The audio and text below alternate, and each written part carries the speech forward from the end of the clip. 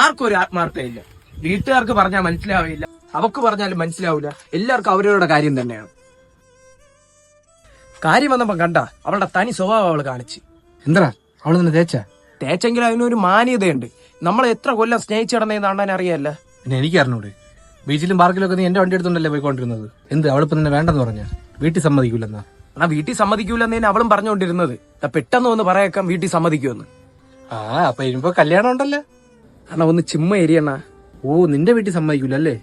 എങ്ങനെയാണ് ഞാൻ എന്റെ അച്ഛന്റെ അടുത്ത് ഞാൻ ചോദിക്കും ഈ കാര്യം? അത് ശരിയാണ്. ഒരു മോൻ എന്തായാലും അച്ഛന്റെ മുഖത്ത് നോക്കി കല്യാണം നടത്തി തരണമെന്ന് പറയാൻ പറ്റൂല. പക്ഷെ ഞാൻ പറഞ്ഞു. നീ പറഞ്ഞാ? എന്നിട്ട് വീട്ടിൽ സമ്മതിക്കില്ലേ? അതാ നിന്റെ പ്രശ്നം? ഇല്ല, സമ്മതിച്ച്. അതാണ് എന്റെ പ്രശ്നം. ഇപ്പൊ ശരിക്കും നിന്റെ പ്രശ്നം എന്താണ്? അണ്ണാ ഞാൻ സമ്മതിക്കൂലെന്നാണ് വിചാരിച്ചു പോയി ചോദിച്ചത്. ചോദിച്ചപ്പോ അങ്ങേര് പറയേക്കാം നീ ഒരു ജോലിക്ക് പോയിട്ട് ആരെങ്കിലും കൊണ്ടുപോകുന്നു. നിനക്ക് ജോലിക്ക് പോയാ പോരെ? അണ്ണാ ജോലിക്ക് പോയി ജീവിക്കണമായിരുന്നെങ്കിൽ ഇവളെ സ്നേഹിക്കേണ്ട ആവശ്യം ഉണ്ടായിരുന്നു. അതല്ല, അങ്ങേർക്ക് എങ്ങനെ തോന്നി എന്റെ അടുത്ത് ജോലിക്ക് പോകാൻ പറയേ? അത് പോട്ട്, ഞാൻ അവളുടെ അടുത്ത് ആദ്യമേ എല്ലാം പറഞ്ഞാണ്. ഞാൻ ജോലിക്കൊന്നും പോകില്ല, നീ ജോലിക്ക് പോയിട്ട് വേണം കാര്യങ്ങളെല്ലാം നോക്കാൻ. എന്നിട്ടിപ്പം കണ്ടില്ലേ, കാര്യത്തോടെ അടുത്തപ്പോ ഞാൻ ജോലിക്ക് പോകണം, എന്നിട്ട് അവളെ നോക്കണമെന്ന്. അപ്പോഴാണ് ഞാൻ വിളിച്ചു പറഞ്ഞു ഇനി അവളുമായിട്ട് യാതൊരു ബന്ധവും വേണ്ട. ഇതാണോ നിന്റെ പ്രശ്നം ശരിക്കും? ഇപ്പൊ അതല്ല പ്രശ്നം. വീട്ടുകാർ പറയക്കാം അവളെ കൊണ്ടുപോവാന്ന്. എങ്ങനെ കൊണ്ടുവരും? ഞാൻ അവളെ വിളിച്ച് തേച്ചില്ലേ? ശരിയാണ്.